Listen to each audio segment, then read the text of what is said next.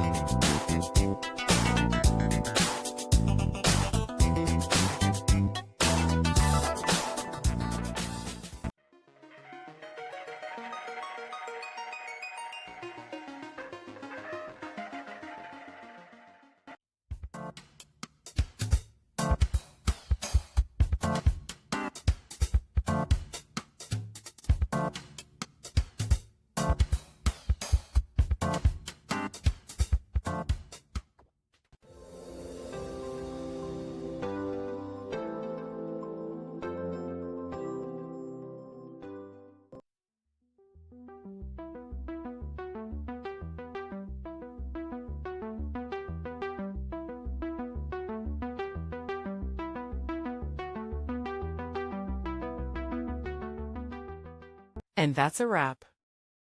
I hope you found the answer you were looking for. If you did, take a second to hit that subscribe button. It really helps out. And let me know in the comments which solution worked best for you. See you next time in the debug zone.